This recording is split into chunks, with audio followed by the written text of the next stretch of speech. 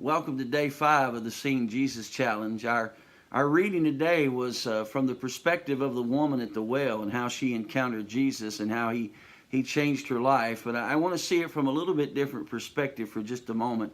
You know, there'd be a lot of people who would say, wow, that woman was really lucky that Jesus came by, that somehow luck or fate or chance or circumstance had more to do with this encounter than anything else. And I want to challenge that mindset. In fact, if you're a child of God, if you claim to be a Christian, then I would want to suggest to you this morning that those words, fate, chance, circumstance, luck, those things need to be removed from your vocabulary because they don't apply to Christians.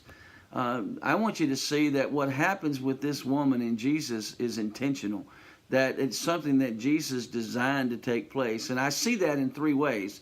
I see it first of all in the fact that Jesus took the route that would take him through Samaria and into this town. He didn't have to do that.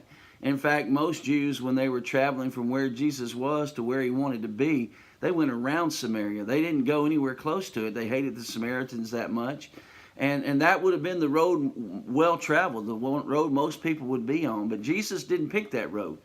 He decided to go to Samaria and into that region and end up in that town in that moment in time. It was what he chose to do. The second way I see it, and we don't often point this out, is that he sent all of his disciples into the town to find food. Now, it didn't take 12 disciples to find food. They could have sent 1 or 2 of them off, and that would have been sufficient. But here's what I think. I think Jesus, knowing this woman was coming, there was an appointment here that was at play. He understood that if this woman walked out to the well and there were 13 Jewish guys sitting there, she wasn't going to stick around. In fact, she wasn't even going to stay. She would have turned and gone back into town because she would have immediately been uncomfortable and uncertain and unsure about what was going on.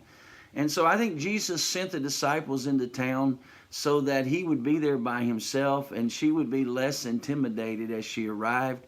And those, I'm sure she was afraid. She at least continued on to get the water, and then that could lead to the third thing that happened. So he took the route that took him into Samaria.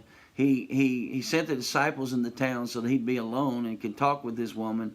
And then the third thing I see is Jesus initiated the conversation, and he started at her level. He started with just, a natural discussion about water and how could she give him something to drink. And then out of that, he began to build the relationship toward the things that really mattered in her life, the spiritual needs that she had and the thirst that she had for something more in life. And out of that was that change that eventually takes place in her. And so I want us to think about this reality this morning, that when we do see God in our lives, when God does show up in our lives, it's not by accident. It's not by chance. It's not by circumstance. It's not by fate. God has chosen to be there. God has designed to be there. And I say this quite often in church, but I want to repeat it again. I don't know where we're all going today. I don't know where today's going to take me exactly, and I don't know where today's going to take you exactly. But I do know this. Wherever we're going today, God is already there waiting for us. We need to learn to see Him. I hope you'll do that today. Wherever you go, look for God. Have a great day in Him.